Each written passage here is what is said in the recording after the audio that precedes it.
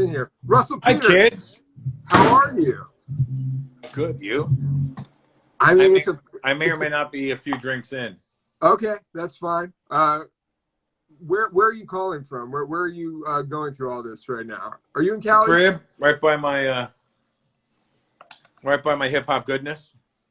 You carry the hip hop goodness with you everywhere. I assumed that wasn't located in one spot. It's like in the heart. Steve knows where I'm at. Wonder. Steve, shout out to Steve Wonder. Steve Wonder on the connect on this. How are you doing though? Like how I saw you posted a very angry rant the other night. Oh yeah, you know why, dude? Oh, yeah. Skills is in here. I'll tell you why. I was playing. It was Saturday night. I was playing music. I was having a great fucking time. I never play live because I don't like to. Yeah. And I was having a great time. We're playing a great vibe. Everybody's having a nice time. And we have 2 dogs in the house, and they're both female. Okay. And the dogs came in the room, and whoever was in the room picked up the dogs and put them on the table. And I said, "Oh shit, 2 bitches just walked in." And as soon as I said it, a fucking notice came up on my screen from Instagram saying, "You have violated Instagram's blah blah blah. Your live will not be saved." And I was like, "What?" And then it just ended it like maybe about 20 minutes, 15 minutes later. And so it had nothing to do with copyrighted music. It was them. It was. I don't know what it had to do with because I was kind of drunk. Okay. But I was pissed. And I was mad because they've been doing it to DJs now over and over, and they keep claiming copyright infringement, but they don't do it to certain DJs, which shows me that it's not what it is. Right. They're picking and choosing who they're enforcing this with. Yes, and it's fucking irritating because it's some bullshit. And when you tell me it's copyright infringement, I'm like, actually, you're infringing on the artist because the artists that we play, we're not playing radio music. We're playing shit that they would never really hear. And then people will be like, yo, I want that song. Then they Shazam it. Then they go buy the song. So you're actually costing artists money at that point. Who would have thought that the music industry is slow to adapt and get with actual practices that would help the artists and everybody else? Listen, look, I'm in the comedy business, so I know enough about the music industry to know that it's a shady piece of shit. And I feel bad for all my friends in the music industry.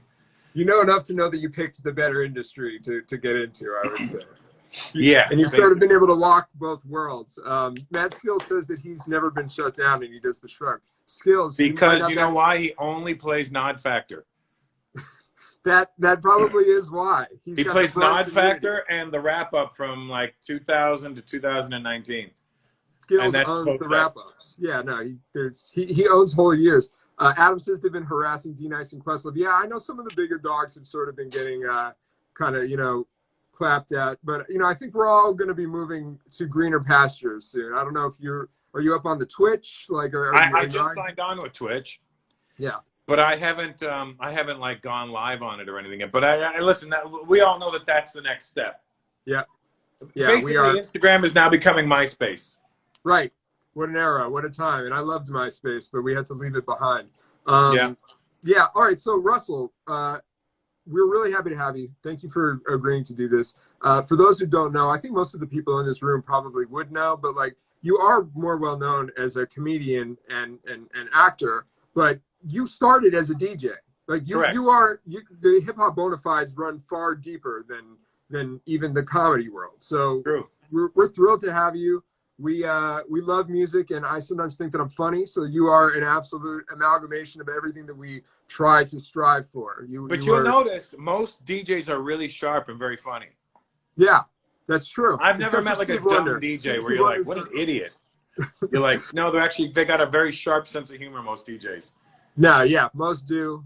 Yeah, so we're going to get right into it. Our first round is called The Choice Is Yours. This is multiple choice, general trivia. We're going to get right into it. Here's the first question, Russell Peters. All right. This Nas song premiered on the soundtrack to the film Zebrahead 2 years prior to reappearing on his debut album Illmatic. Was it A, New York State of Mind, B, Halftime, C, One Love, or D, It Ain't Hard to Tell? Halftime.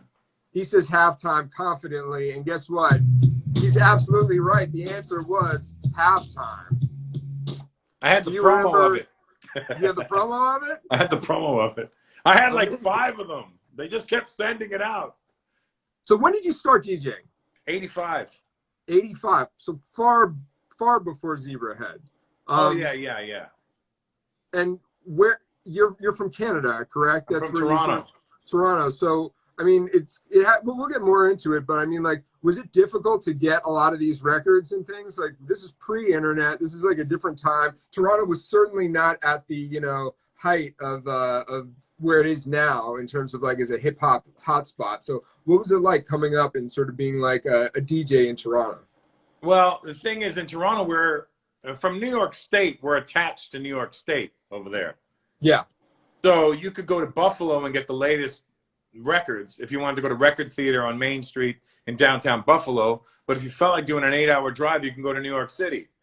And also there's a lot of West Indians in Toronto, Jamaicans, Trinidadians, Guyanese, Bajans, and they all had relatives in Brooklyn and Queens and all that. So they would record the radio. They would record either Mr. Magic or Red Alert or Chuck Chill Out, and we would get these cassettes sent to us. And also, we had our own little underground scene going on in Toronto. There was a guy named Ron Nelson who had a college radio show. It started in 1984 called the Fantastic Voyage Program, who always played the newest shit. So he was the source. He was like our source. Amazing. All right, we're going to get into our second one. Hey, if you guys have questions for Russell, drop them in that little question box. If we have some time at the end, we'll get into it. All right, second question. Singer Harry Belafonte also served as a producer on this seminal hip-hop film from the 80s. Beat Street. He says Beat Street. He knows it. He's confident. He's diving right in. And he is correct. What do you think is the best hip-hop movie? A lot of these like are great time capsules. They're not necessarily things that I enjoy watching presently, but what are the ones that still sort of resonate for you? For me, I could still watch Wild Style any time of the day. Yeah. And Style Wars. Yeah. And Beat Street. Yeah. All right. Well then, yeah, you're proving the hip hop cred. You're still into watching the movies. It's still on deck. All right. We're gonna move on to the third question in this round, Russell. Third question. This rapper contributed songs to Abel Ferrara's film King of New York. Was it Ice-T, Chuck D, Schoolie D, or MC Shan? To me, it's down between Schoolie D and Chuck D. Because the movie came out like 91, 90. So I'm going to go with Chuck D. He's going Chuck D. The answer is actually Schoolie D. Wow. I knew it was one of the D's. You were onto it. You had, you were in the ballpark. I had the letter right. Yes, but not the answer, actual letter. Correct. Rappers, hip hop, the sort of culmination with the music and TV and film and stuff. A lot of people don't know this. You were involved in Hip Hop Evolution. You're a producer on that show. I'm the executive producer of that show. You're the executive producer of that show. So I don't know a lot about the genesis of the idea for that show, but like, was that something that you hopped on early, or was it like literally one of your ideas? No, it was a buddy of mine named Darby. Yeah. He's like a white guy from Canada who loves hip hop as much as I do. And he's actually a very Canadian, very white guy. And but he loves hip hop the same way I do. And he came to me and was like, hey, I really want to do a documentary on hip hop. And I said, I'll do it if we really get into it the right way. And he said, yeah, I only want it done the right way. And I really want to go back. And I'm like, I'm in. Yeah. And so I imagine you have, Steve has mentioned this, like he's met so many rappers through you and you're like so connected. So I imagine like a lot of it was you just sort of like calling people and be like, hey, yeah. And I, you see that in that series, like the right people are in this. Shout out to Mad Skills. Mad Skills is in this. I saw him in the comments saying it's a great show. Yeah. It was Mad Skills just talking about the nod factor the entire time. It was amazing that you pared it down. Like, I think we talked beforehand. He just spoke about it for like 3 hours. Yeah. He just wouldn't stop talking about it. Shout out to DJ Nels. Be Real TV is in the house. All right, we're going to move on to the fourth question in this round, the final in this one. All right. KRS-One was featured on this dancehall artist's 1991 single, The Jam. Was it Beanie Man, Buju Banton, Cuddy Ranks, or Shabba Ranks? That's a tough one because KRS always wanted to be Jamaican, although not being Jamaican. You got that Jamaican accent. And 91 was all Shaba and Cuddy. Buju and Beanie were around, but Shaba was the king at the time. So I'm going to go with Shaba Ranks.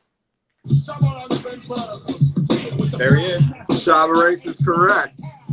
Shout out to the fake patois. The fake patois sort of is the underlying, it gets used a lot. Well, it's funny for me because I grew up in Toronto and all my friends were very Jamaican. So when we would hear KRS-One talking, we'd be like, yo, what the fuck is he doing? Right. That's clearly not a Jamaican right there. Stand clear, Don Manawak.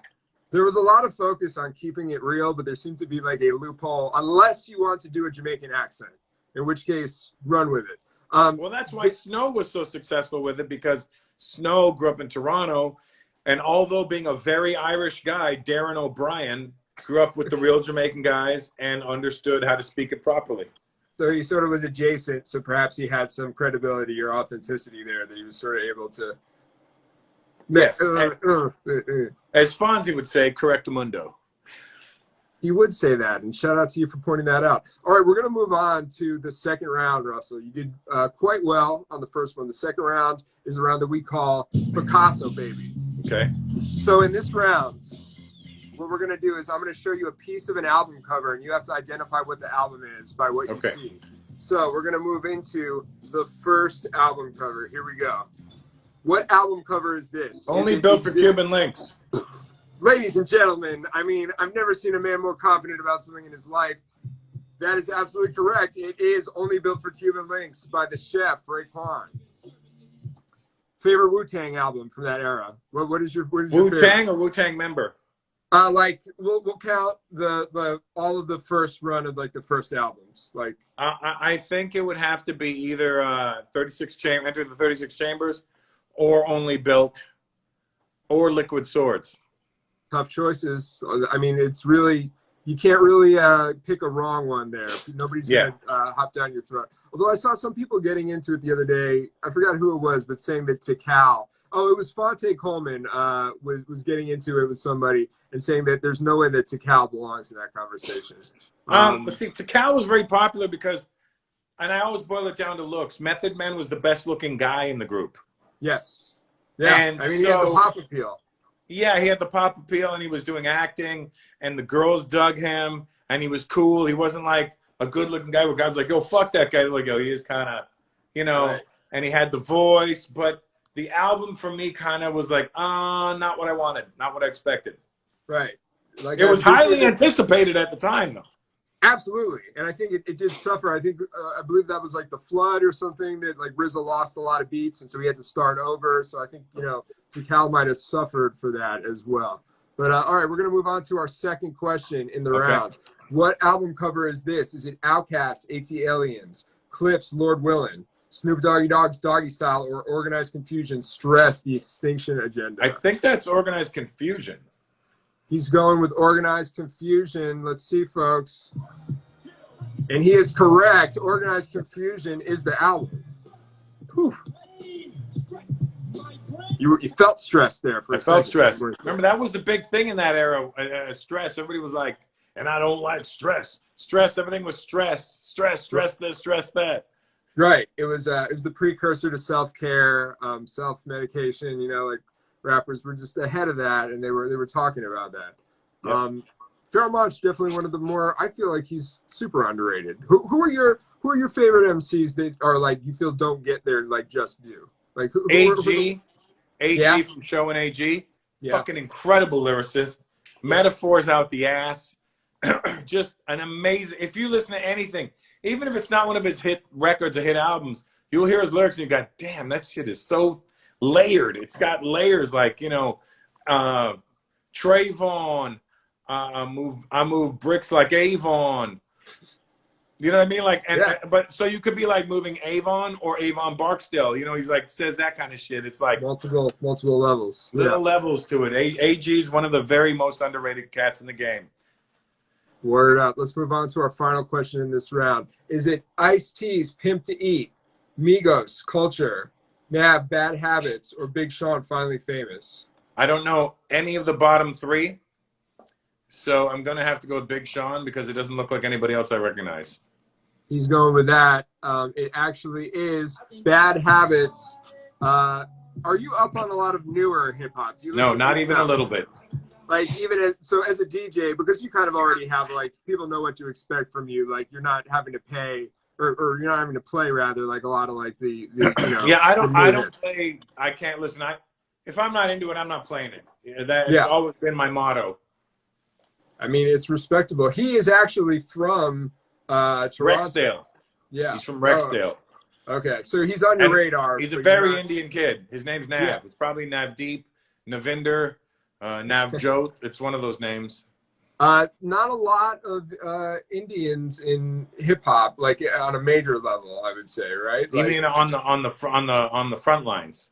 We're always in the background, right? I mean, you had obviously Punjabi MC like had a moment, but you know, Death Racist. By the way, let me tell you about that. When that record came out, that song came out in the early 90s. Yeah. That Beware of the Boys came out in the early 90s. And it didn't get popular until it got remade in the early 2000s. Early 2000s. And then Jay hopped on it and it sort of had like a research. Yeah, and that's what gave it a second life. Shout out to Jay. It's The Rock. It's your boy. It's your boy. All right, we're going to move on to our third round. Just keep me out of anything after fucking 2000. I won't know any answers. Amazing.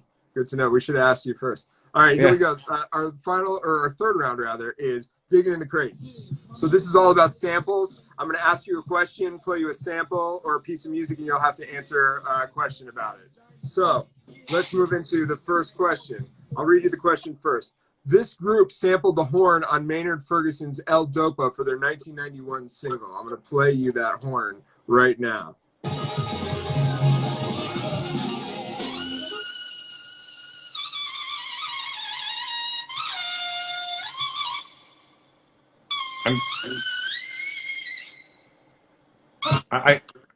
I feel like that's Poor Righteous Teachers, PRT. He's saying PRT. And he is absolutely correct. Poor Righteous Teachers. PRT. I'm a nerd for this shit. What'd you say? Now you're in my world. Yes, we brought you back. We brought you back. All right, you almost lost me with that other fucking Big Sean and other shit. We have to mix it up. You know, hip hop is it's a wide-reaching, you know, thing. Shout out to DJ Spider. There's hip hop and now there's rap. It's very different. Wow. All right. Shots fired. Hip hop is cultural. If you know, you know. All right, we're gonna move on to our second question. Because Mad Skills is in here, I really hope we get a nod factor question. I could make one up on the fly. All right, this DJ did the cuts on Dilated People's seminal single. He says Babu. Do you want to hear it, or you're just going for Babu? Let me hear it. Let me hear it. Here we go.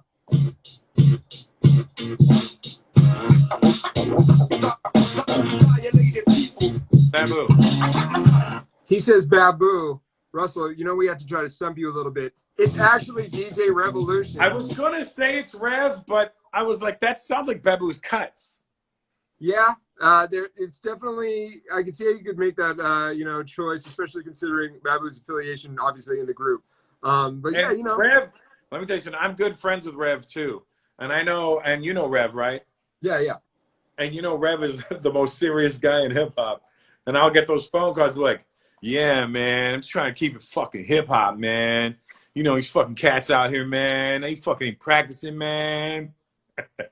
That's my Rev. And you're like, I'm kind of at dinner right now. Can I call you back? Yeah, yeah, man. I've been working on fucking both hands, man. I got so tired of cutting my left. I started working on my right, man. Serious. He's about that shit. All right, we're going to move on to the final question in this round, Russ. I really hope the answer is nod factor. We're working on it. Next game. Searching by Roy Ayers was first sampled by this artist. So I'm going to play you the Roy Ayers joint. Who did it first?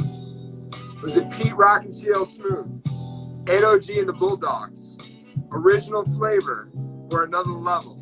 I think it's 8OG and the Bulldogs. All right, we're going to actually prove it out here. I'm going to be going in the order, opposite order. So 94 was the most recent of these uses when we had P-Rock and CL Smooth. Same year we had Another Level. is the moment of truth here, Russ.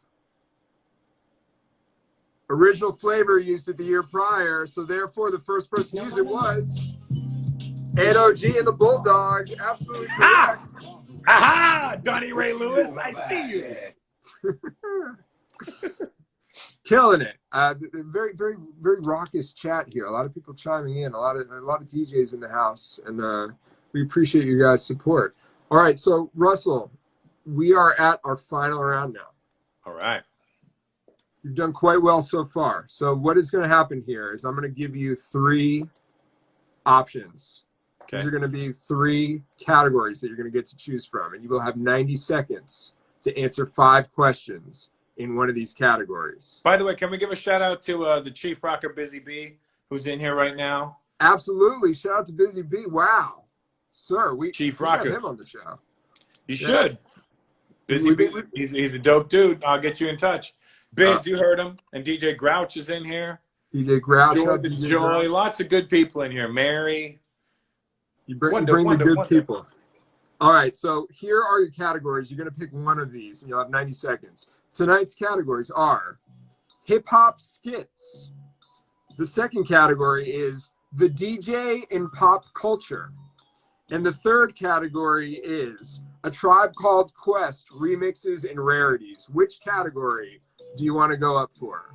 I'd like to do skits. He's going with skits. All right, so Russell, I'm going to explain this one more time because this gets a little intense. I have OC's time's up here, and it's timed to 90 seconds. So when the time is up is on OC, your time is up. If you don't know the answer, you can pass, and we'll come back to it. Okay. And if you want to, you can rely on the chat.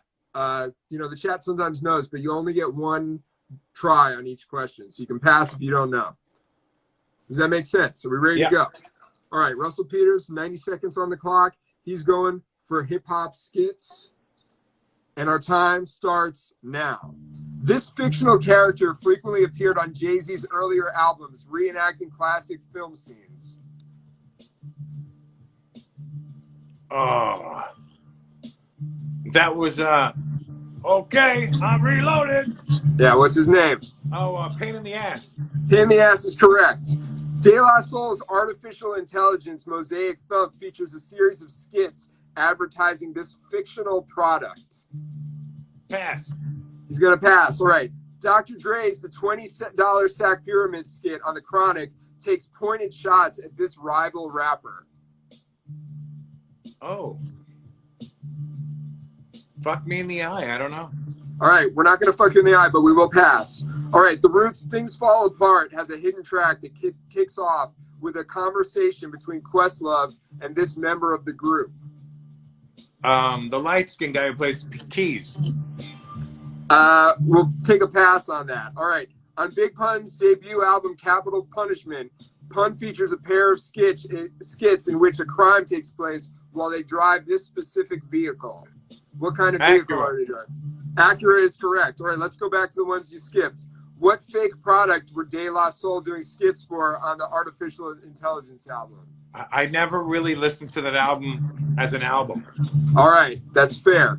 All right, who was Dr. Dre taking shots at in the $20 Sack Pyramid skit on The Chronic?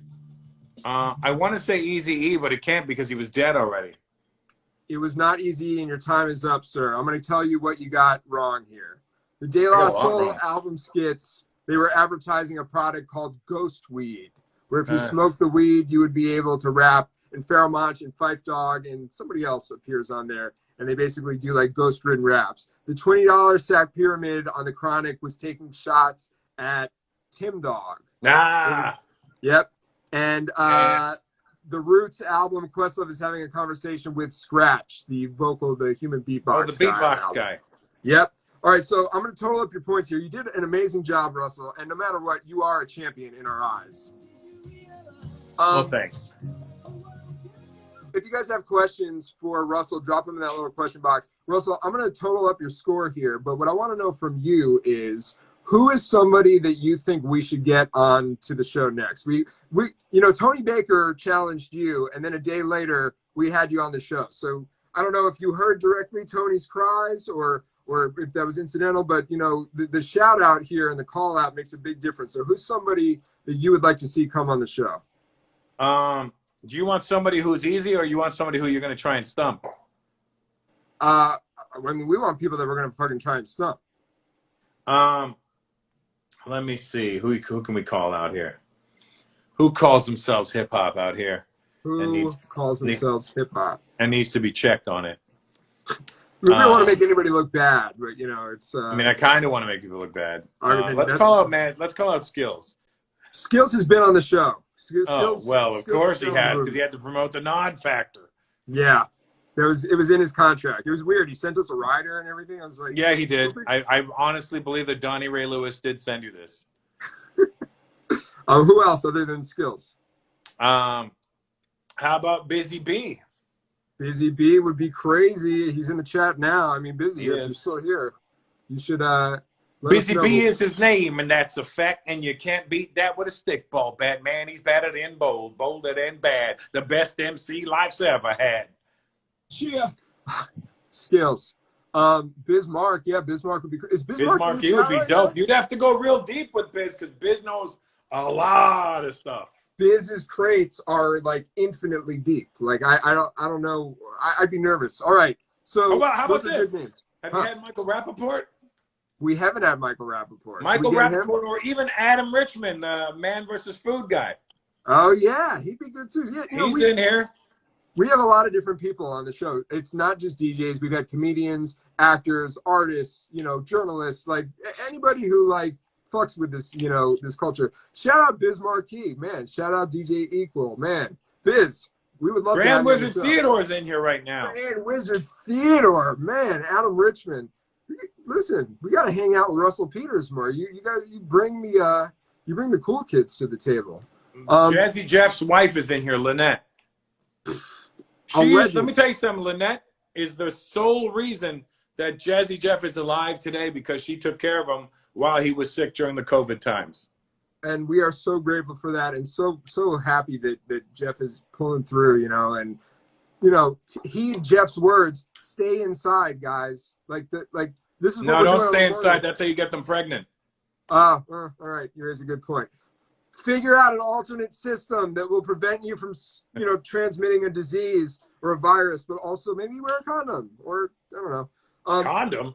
What are you, crazy? I know, it's not very hip hop. I'm sorry. Jesus. Hey, when you order a Big Mac, do you eat it with a wrapper on? No, fucker, you want the special sauce. Fair enough. All right, Russell, you scored 11 out of 15 correct. That puts you in a very high tier. You're neck and neck with, here's some of the guests that we've had who you're neck and neck with right now with that score. Mighty Mai, DJ Mr. C, J Live, Psalm 1, Recognize, Dave Merhedge from the show Rami. And you don't need to tell me who Dave is. He's from Toronto. I know him. What am I doing wasting my breath right now? All right. If you guys have questions for Russell, do you have some time to just talk some hip hop shit for a little bit? Yeah, Jazzy Jeff's in here right now. Jazzy Jeff, we would love to have you on this show. This is Jeff, really you're gonna have to really turn the pressure up on Jeff, because he knows too much. Jeff, we would be honored to try to make you sweat. Pause. Maybe pause. There you go. All right. And what about Grand Wizard Theodore? Grand Wizard Theodore is an architect. He invented the scratch. He invented the scratch. We wouldn't even ask him questions. I would just bow for 30 minutes. It'd be compelling television in the age of the Rona. By the way, Jeffrey, did you get my email from last night? All right, this is getting a little personal now, Russell. This could probably wait until just text me back, Jeff. If you guys have questions for Russell, drop them in there. A little housekeeping. Wednesday, we have our friend and artist Nikki Jean on Rhymesayers. She's worked with Lupe Fiasco. She is a wonderful artist. She's the only artist who has worked with Lupe Fiasco, Bob Dylan, and Burt Bacharach in her career. That's a pretty awesome group. It's a pretty awesome combo. And then on Friday, we've got Cosmo Baker from The Rub from Philly. He's going to be joining us. Shout out to Cosmo. Love Cosmo. It's his real name, too, by the way. Is it? Yeah. Is it like a Seinfeld Kramer thing? His middle name is Kramer. Unbelievable. Wow. The synchronicity is wild. Or his parents were huge Seinfeld fans, and maybe. Matter of fact, Synchronicity is his favorite Police album. Absolutely. And fuck the police if you see him. NWA. I could do this rabbit hole with you all day, Russell, but we're going to get into the question. Yeah, let's do it. All right, here we go. Let's see. We have a question. Let's start with Steve Wonder, the architect of this tonight. Has Russell ever arm wrestled Muscle Simmons? No, because Muscle Simmons, I feel like with his strength, he could tear my arm out of its socket.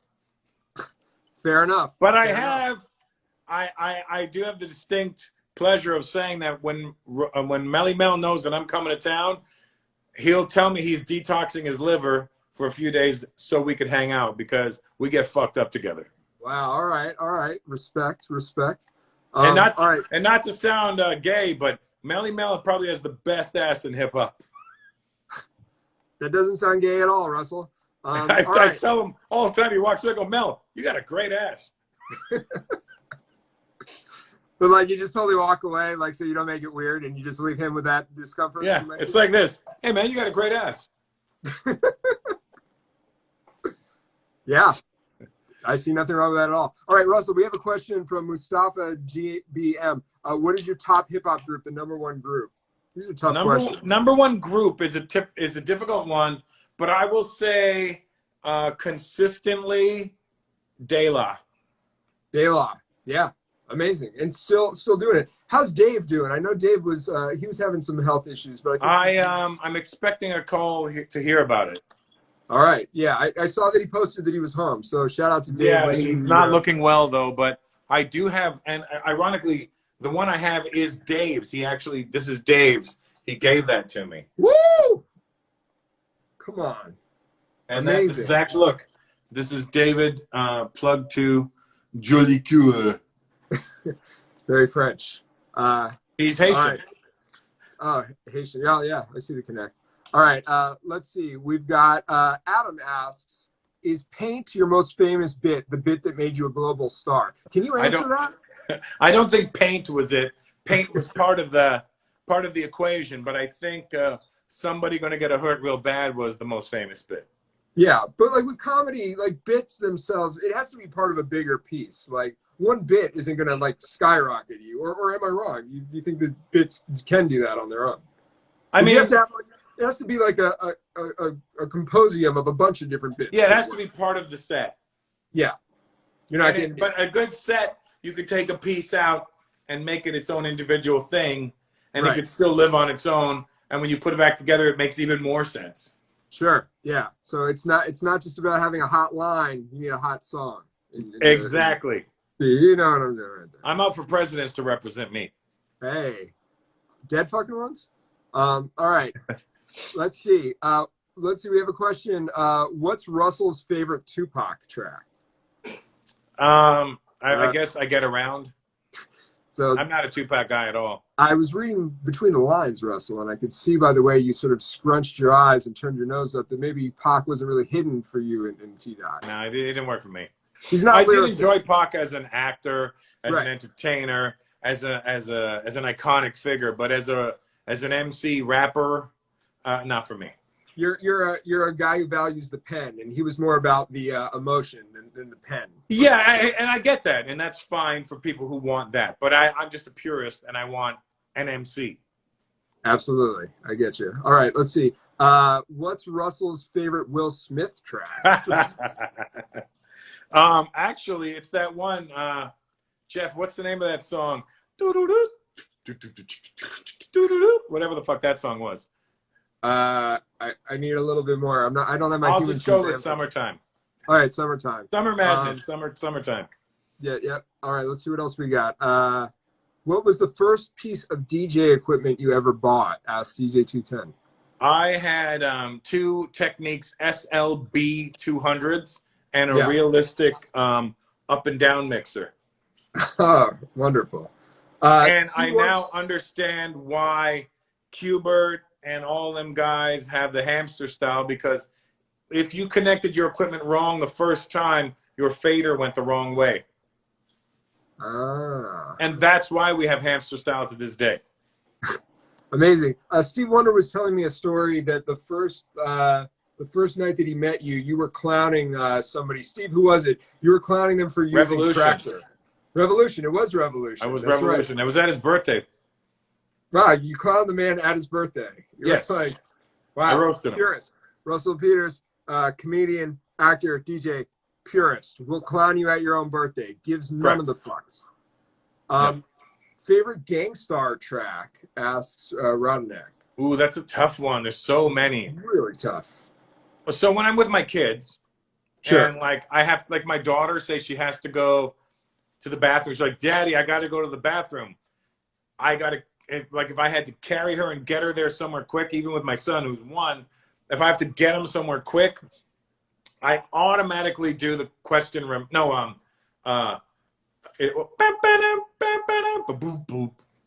That's question. No, that's not a question. That's yo, Duke, get lost. You never have the skills like mine. Fuck, why am I blanking right now? But why do you sing that? Because I do this. Oh, coming for that ass. Hey, yo, Joey. And now you're mine. That's right. DJ Grouch had it. Now you're mine. I don't know, because it feels like it's got that. And then I start speeding it up while I'm doing it. As we're getting closer, go. It's just this thing that we do. So, now you're mine. Got it. Speaking of ass, you know who has the best ass in hip hop? Other than Melly Mel. Other than Melly Mel. Well, no, I don't have anybody other than Melly Mel. All right, let's see what else we got here. Okay, so Foreign Juice asks, what newer artists are you currently listening to? Do you listen to anybody new? I mean, I know you said that you... No, I mean, the newest album is R.A. the Rugged Man. It's he just put out a new one. Yeah. Great album. And Jazzy Jeff actually has a really dope track on there.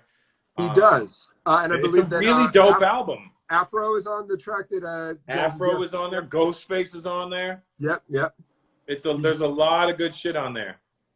It seemed like a very 90s track list too, because it was very long. It was like, wow, there's a lot of songs on this too, but they're all good. They're all good, and that's all good. That's all Adam asks, ever have to censor or modify your sets when you play the Middle East like Dubai? No, I was asked to once by somebody who really didn't understand what was happening, and so they said they would turn the mic off on me the next night if I was to swear or talk about sex or whatever. And I was like, you spoke it, like, yeah. Yeah, I was doing it the night before. I was like, even like pretending to fuck on stage and that kind of shit. Sure. And because I don't give a shit. Like, if you're there to see me, you already know what you're coming to see. Yeah. So the guy, the Decency Police, I believe they're called. The head of the Decency Police called my brother, my manager, and said, look, if he does this and this and this, we're going to turn the mic off on him. We've done it to Akon. And I'm like, first of all, don't fucking compare me to Akon. And then, so I said, yeah, I'm not going to do it. I'm not changing my shit to appease some idiot who doesn't understand what I'm doing. Yeah. But so I told my brother, go tell him, fuck it, we're going to cancel, right? But right before my brother could call them, one of the royal family, the protocol from one of the royal families called my brother and was like, hey, one of the princes was at the show last night. He loved it, and he wants 15 tickets for some more of his cousins and brothers and sisters and what have you for tonight. And I said, so my brother called the guy back and goes, hey, we're going to have to cancel the show. No problem, sir. And he goes, however, you're going to have to call the royal family and tell them that we're canceling because of you. He goes, no, please continue. Do what you need to do. Fucking arbitrary, fucking bullshit. I don't play that stuff. So that's how you know laws are not real. Damn. Absolutely. All right, let's see what else we got. Shout out to Breakbeat Lou in the chat. Quimby9 asks, what's your favorite documentary on comedy? I don't know that I've watched many documentaries on comedy, to be honest with you. I guess Richard Pryor's one was pretty dope. Yeah. What was it called? It just recently came out within the past 5 years. Omit the Logic. That's what it was called. Okay. It was a really dope documentary. I remember, this is old, but I remember enjoying the comedian one that Seinfeld put out, like probably 20 years ago. That was interesting. Yeah. That was interesting, but self-serving. Well, yeah, that's always the problem when, the subject of the documentary produces the documentary. And like, who I really feel bad for in that documentary is Orny Adams. Because he did not come off looking good. Yeah, Orny looked like an asshole in it, and Orny's actually not like that. And I've worked with him, and he's actually a sweet guy, and he's actually a really good comic.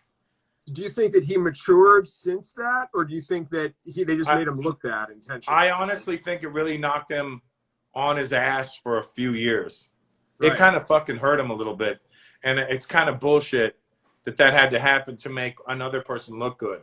Right. You know, and I'm one of those people. It's like, I'm not going to, if I say something bad about you, it makes me look worse than it makes you. Right. Yeah. I mean, you know, underdog Jerry Seinfeld was just, you know, struggling to get on the life raft. Forever the underdog. Forever the underdog. Shout out to our guy, Jay. All right. Let's see. How do you work during lockdown? Do you have online shows? What are you doing during lockdown right now, Russell? Honestly, I'm trying to figure this out. I go live now and then. As you see, sometimes I get angry. Sometimes I just sit there and talk shit. A lot of times I get lucky enough to talk to like the legends of the game. You know, I've talked to Kid Capri. I've talked to Questlove. I've talked to I had Rick Fox on. I've had like all kinds of the strangest people. Like I like to just really switch it up to let people know that, you know, these are just real people. Everybody looks at celebrities like celebrities, and if you do, especially when you don't know them, but if you know them, you realize they got literally the exact same problems you and I have. And in this situation, literally the exact same problem. The playing field is exactly the same for everybody right now. Flatten the curve, flattening the playing field. What do you think? What do you think the future of? I mean, this is like probably a question that is annoying, and maybe you've been asked this, but like, do you think that like comedy?